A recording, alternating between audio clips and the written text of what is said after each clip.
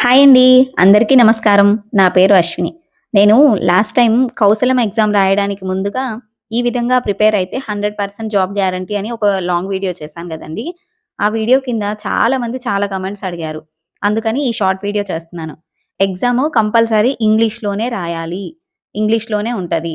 Communication టైమ్‌లో గూడా ఇంగ్లీష్‌లోనే మాట్లాడాలి. ఎందుకంటే మన ఫ్లూయెన్సీ ఎలా ఉంది? మనకి ఇంగ్లీష్ లాంగ్వేజ్ ఎంత వరకు వస్తుంది అని టెస్ట్ చేయడానికి కదండీ ఎగ్జామ్ పెట్టింది. సో, కంపల్సరీ ఇంగ్లీష్‌లోనే మాట్లాడాలి. ఇంకోటి సచివాలయం వెళ్ళే ఎగ్జామ్ రాయాలా అని అడుగుతున్నారు. అవునండి. అక్కడ లొకేషన్ గూడా చూపిస్తది. మీకు ఏ సెంటర్‌లో ఏ సచివాలయం దగ్గరైతే ఇస్తారో అక్కడికి వెళ్లి మాత్రమే ఎగ్జామ్ రాయాలి. నెగెటివ్ మార్క్స్ అయితే లేవండి.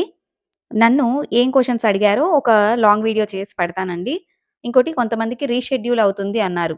నెట్‌వర్క్ ప్రాబ్లమ్ అయినా, లేదా మనం ఎగ్జామ్ రాసేటప్పుడు తల తిప్పి పక్కన వాళ్ళకెళ్ళి చూసినా, కొన్ని క్వెషన్స్ అడిగేటప్పుడు మనం ఆన్సర్ చేసే విధానంలో అంటే ఇప్పుడే జాబ్ అవసరం లేదు. ఎప్పుడో 6 మంత్స్ తర్వాత ఇలాంటి ఆన్సర్స్ పెట్టినా కొన్నిసార్లు సిస్టమ్ ప్రాబ్లమ్ అయినా సరే ఎగ్జామ్ క్యాన్సిల్ అవుతుందండి. అప్పుడు రీషెడ్యూల్ పడుతుంది. ఒక్కసారి ఆ లాంగ్ వీడియో గాని చూసారంటే ఎగ్జామ్ విధానం అంతా ఎలా ఉంటది అనేది మీకు ఫుల్ క్లారిటీ వస్తది. ఒకసారి ఆ లాంగ్ వీడియో చూడండి. ఈ వీడియో కింద ఆ లాంగ్ వీడియో లింక్ ఇస్తున్నాను. ఒకసారి అది గూడా ఓపెన్ చేసి చూసారంటే మీకు చాలా క్లారిటీగా ఉంటది.